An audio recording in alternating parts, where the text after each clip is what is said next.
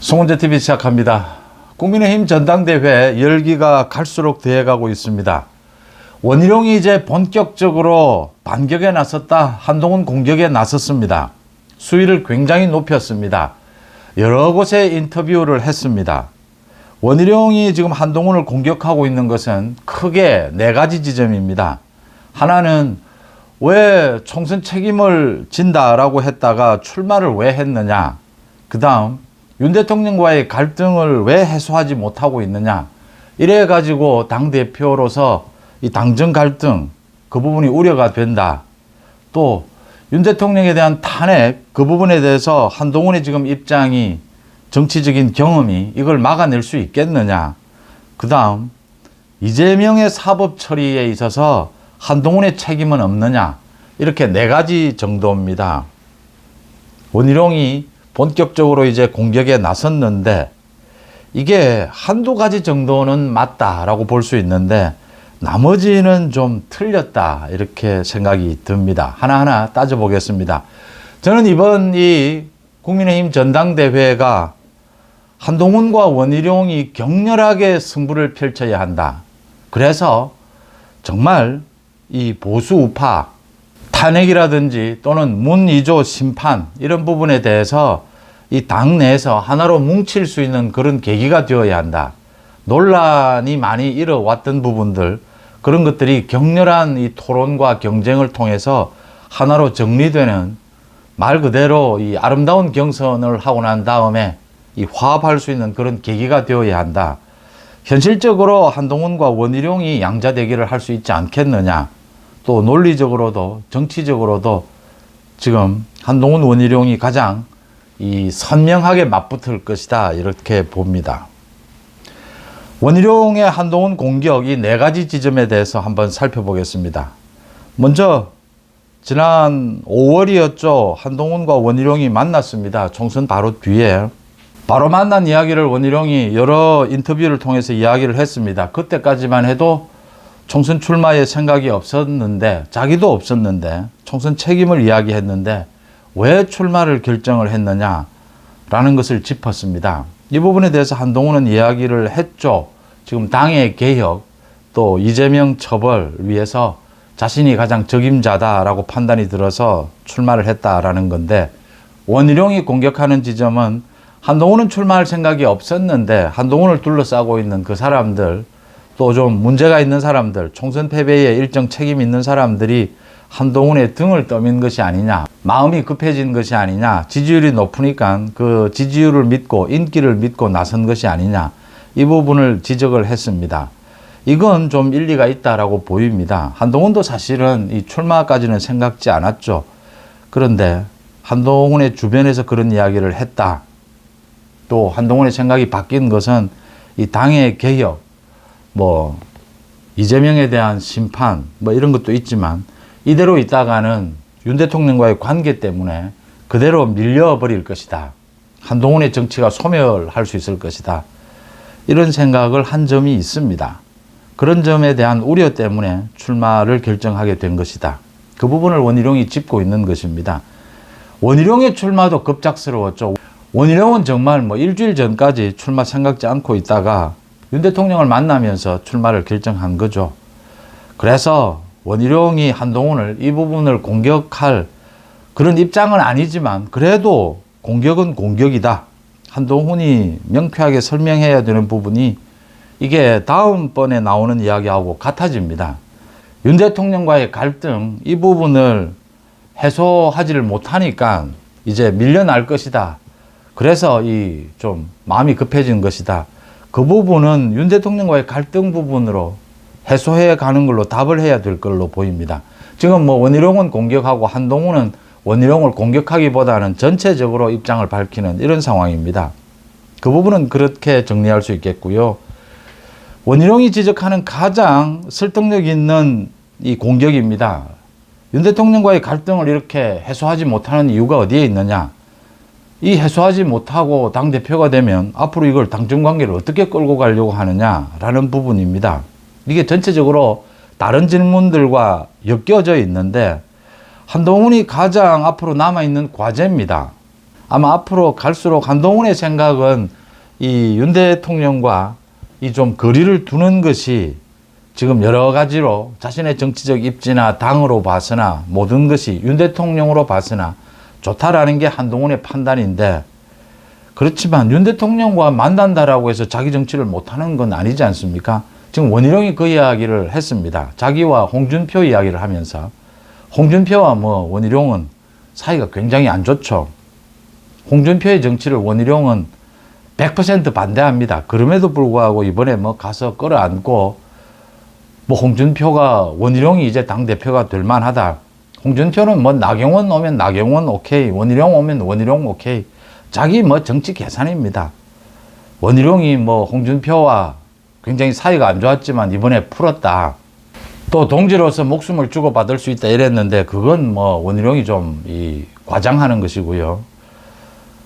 홍준표와의 관계를 이야기하면서 어떻게든 이렇게 형님 하면서 풀건 풀어야 하지 않겠느냐. 그건 일리가 있습니다.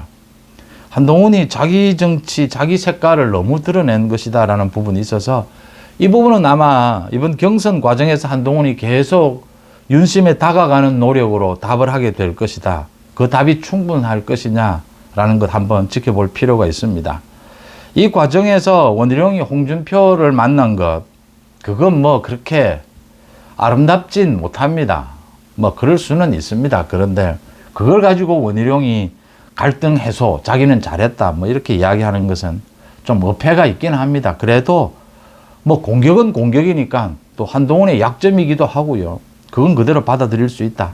이 출마 선언 부분과 마찬가지입니다. 그 부분은 일리가 좀 있다 이렇게 생각이 됩니다. 또 원희룡 자기가 홍준표를 만나기 위해서 많은 노력을 한 것처럼 이야기하고, 한동훈은 홍준표에게 전화만 해서 만나자, 사람을 시켜서 이러는 게 맞느냐 이런 이야기까지 하는데, 전체적으로 한동훈의 원희룡이 이 경험을 이야기하는 것이죠. 살다 보면 이렇게 동지끼리는 형님 할 때도 있고 풀어야 하지 않느냐라는 그 이야기입니다. 이게 이제 경험일 수도 있고 스타일의 차이일 수도 있습니다. 한동훈의 정치 경험이 부족해서가 아니고 스타일의 차이다. 또 한동훈은 그런 정치를 지금 기존에 형님 하는 그런 정치를 좋아하지 않는다. 그런 정치 스타일을. 그건 아마 원희룡도 동의를 할 겁니다. 원희룡이 또 이런 말 끝에 이게 검사 출신이 곧바로 이렇게 대통령이 되고자 하는 것이 맞느냐. 이런 상황은 윤 대통령 한 사람으로 족하지 않느냐라고 했는데, 이건 조금 초점이 흐려지는 것입니다. 그러니까 지금은 당대표 경선입니다. 한동훈이 지금 바로 대선 후보가 되는 것이 맞느냐, 그런 것은 당대표는 할 자격이 이제 한동훈도 있죠. 정치 경험이 많은 것이 언제나 훌륭한 것은 아니지 않습니까? 그 부분을 본다면 지금은 당대표 경선이지 대선 경선이 아니지 않습니까? 그래서 한동훈의 정치적 경험을 그냥 좀 과장해서 이렇게 공격하다 보니까 그런 이야기까지 나왔다 이렇게 보입니다. 그 다음 탄핵입니다. 탄핵. 윤 대통령에 대한 탄핵이 시작이 됐다. 맞습니다. 이재명 민주당은 윤 대통령 탄핵을 노리고 있는 것입니다. 이 끝에는 그게 있죠. 이 부분과 관련해서 한동훈의 이 지금 생각, 정치적 경험이라든지 이런 생각들이 하다가 밀리게 된다. 이 탄핵에 제대로 대처하지 못한다 이렇게 지적을 했는데, 이건 한동훈도 이야기를 했습니다. 이건 좀 근거가 부족하다. 제가 가장 이번 경선을 통해서 가장 우리가 의견을 하나로 모아야 된다라고 보는 부분이 이런 부분입니다. 탄핵, 이걸 막기 위한 당의 단합입니다. 문의조 처벌도 조금 이따 말씀을 드리고요. 지금 일사불란하게 이재명의 탄핵에 맞서자라고 해서 탄핵에 맞서집니까? 탄핵에 어떻게 막을 것이냐, 탄핵을. 그 방법론에 대한 이야기입니다. 한동훈이 지금 하는 것이 정치적 경험이 부족해서 탄핵을 막지 못할 것이다. 이건 거의 점쟁이 점치는 수준이지, 이게 무슨 근거가, 그럼 원희룡은 어떻게 막을 수 있다라는 말입니까? 구체적으로 최상병 특검법이 나왔습니다. 별로 생각이 다르지 않습니다. 한동훈이 최상병 특검법, 이 제3자가 하는 걸로, 받는 걸로 하면 민주당을 잘 대처할 수 있다. 원희룡은 수사 지켜본 다음에 하자. 이제 수사가 거의 끝났습니다. 두 사람의 생각이 뭐 거의 다르지가 않습니다. 한동훈 당정 관계, 수평적 관계 하자. 원희룡 레드팀 만들자라고 했습니다. 뭐 생각이 별로 다르지 않습니다. 또 뭐 대통령실에 특별감찰관 두자. 한동훈 두자라고 했고 원희룡도 대통령이 약속한 거니까 둬야 된다. 두 사람의 생각이 뭐 다른 것이 없습니다. 탄핵을 막는 방법론, 원희룡이 박근혜 전 대통령의 탄핵 이야기도 했는데 분열된 모습을 보여서는 안 된다라고 했습니다. 맞는 이야기입니다. 그런데 분열된 모습을 보이지 않고 하나로 뭉치는 것이 어떤 방법이 효과적이냐? 이게 원희룡과 한동훈의 생각이 다른 것이냐 지금. 제가 보기엔 달라 보이지 않습니다. 지금 원희룡이 지금 윤 대통령 윤심을 앞세울 수 있습니다. 그게 더 이익이 되는 부분이 있습니다. 그런데 그렇게 하지 않습니다. 원희룡은 계속해서 윤 대통령을 만나기 전에 이 출마를 결정했다. 그 다음 뭐 윤 대통령과 그렇게 자기가 엄청나게 가까운 측근은 아니다. 이렇게 거리를 둡니다. 원희룡도. 자신의 정치적 계산도 윤 대통령 완전히 윤심이다. 뭐 친윤 후보다. 이렇게 하는 것이 도움이 되지는 않는다. 도움만 되지는 않는다. 이렇게 보는 거죠. 또 원희룡의 뭐 정치적 자존심일 수도 있습니다. 그래서 이 탄핵 가지고 원희룡이 한동훈을 공격하는 것은 아직까지 내용이 없습니다. 또 공격할 수 있겠느냐 싶습니다. 근거가 없습니다. 이 탄핵을 막아야 된다. 어떻게 막을 것이냐. 방법론에서도 거의 차이가 없을 것으로 보입니다. 한동훈, 원희룡. 이제 한동훈과 각을 좀 세워야 되니까 이런 말을 했다라고 보입니다. 그 다음 문의조 사법처리, 이재명 처리에 있어서 원희룡이 이게 말이 왔다 갔다 좀 합니다. 이게 이재명을 좀 구속시키지 못한 것 지난 2년 동안 이게 지금 법무부 장관으로서 또 검찰총장 이원석과 함께 책임이 좀 있는 것이 아니냐. 이런 이야기를 했다가 또 다른 데에 가서는 이 재판 지연 부분 또 판사들의 판결 이렇게 이야기를 합니다. 이 부분도 탄핵과 마찬가지로 원희룡이 한동훈을 공격하는 것은 잘못됐습니다. 그걸 지금 원희룡이 알고 있는 겁니다. 그래서 원희룡이 이걸 왔다 갔다 합니다. 말이 지금. 이 방송사, 언론사마다 하는 얘기가 다릅니다. 이 이재명을 구속시키지 못한 것은 가장 큰 책임은 사법부에 있습니다. 유창훈 부장판사의 판결이 잘못된 겁니다. 재판이 지연되고 있는 것은 원희룡의 말대로 이건 김명수 사법부의 잘못이고 이걸 막기 위해서 조희대 사법부가 지금 법원 행정처를 통해서 판사들이 이 재판을 고의적으로 지연시키는지 좌고 우면하는지 철저하게 감시 감독하면 막을 수 있습니다. 조희대 대법원장도 좌고 우면하지 마라. 지금 판사들에게 경고를 하고 있습니다. 그런 부분으로 해결될 부분이고 이건 지금 이원석 검찰총장의 문제는 있습니다. 그런데 그걸 법무부 장관인 한동훈에게 이야기하는 것은 한동훈은 2번에 걸쳐서 이재명 구속을 시도했습니다. 또 지난 2년 동안 누구보다도 이재명 공격에 최전방에 섰던 한동훈입니다. 한동훈의 그 말은 일리가 있습니다. 이건 뭐 이재명과 싸우는 데는 전부 몸을 사리다가 갑자기 전당대회가 되니까 뭐 한동훈 공격하는 데는 당내에서 공격하는 데는 전부 몸을 던지고 있다. 한동훈이 비꼬았죠. 저런 전투력 모두 모아서 앞으로 이재명 공격에 쓰자 뭐 이렇게 했습니다. 원희룡도 그런 부분을 알고 있으니까 이 법적인 부분은 이 우리 사법 시스템은 원희룡도 좀 이야기가 헷갈리는 그런 부분들이 있습니다. 뭐 어쨌든 원희룡으로서는 지금 한동훈에 대해서 날카롭게 공격을 해야 되는 입장이고 또 그게 필요합니다. 한동훈이 지금 뭐 좀 앞서가고 있는데 정말 한동훈 당대표가 맞는 것이냐 점검해야 합니다. 검증해야 합니다. 그런 검증을 위해서 원희룡이 날카롭게 이 한동훈을 공격해야 합니다. 그런데 탄핵이나 이재명 처벌 이걸로 공격하는 것은 좀 설득력이 떨어집니다.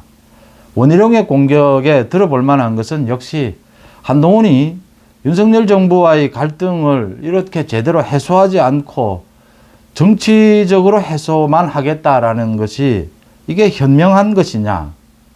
또 한동훈의 정치적 경험이 부족한 그런 부분들에 대한 우려. 이런 걸 어떻게 해소할 것이냐라는 질문은 한동훈이 답해야 할 걸로 보입니다. 이건 뭐 한번 답으로 되는 것이 아니고 이번 경선 과정에서 몸으로 보여줘야 되는 것이지 않느냐 이렇게 생각이 됩니다. 원희룡은 역시 한동훈을 정말 공격하지만 또 공격의 핀트가 맞지 않는 부분도 좀 있지만 그래도 이 격조를 지킨다, 어느 수준을 지킨다라는 느낌입니다. 이런 정도라면 말의 수위는 좀 더 높아도 된다.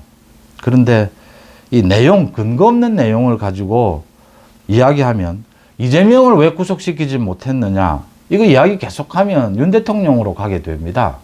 문의조 처벌 전체를 놓고는. 그 다음 탄핵 이야기 다 마찬가지입니다. 이제 원희룡도 그런 부분을 계산을 해야 되니까 이게 참 좀 헷갈리는 부분들이 나오게 됩니다. 어쨌든 한동훈, 원희룡이 한동훈을 공격한 지점 중에 가장 설득력 있는 것은 윤석열 정부와의 갈등이 있는 것이 사실이고 그걸 뭐 해소하려고 하는데 이게 해소가 되겠느냐, 이 우려는 어떻게 할 거냐, 이 부분에 대한 공격은 설득력이 있습니다. 한동훈이 답해야 할 것으로 보이고요. 한동훈도 뭐 원희룡에 대해서 이제는 공격을 좀 해야 합니다. 그래야 이 당원들이 보기에, 국민들이 보기에 두 사람이 격렬하게 부딪혀줘야 이 생각을 할 수가 있는 거죠. 판단하기에 도움이 되는 것이죠. 윤석열 정부 성공, 탄핵을 막고 문의조 처벌하기 위해서 어떤 방법, 어떤 자세가 옳은 것이냐, 이 국민의힘 단합을 위해서 한동훈의 방식, 원희룡의 방식, 이걸 좀 선명하게 보여주고 뭘 보완해야 하느냐, 이런 게 비교가 되도록 이렇게 해주는 것이 맞다. 그게 의무다. 이렇게 보입니다. 송은재TV 마칩니다. 고맙습니다.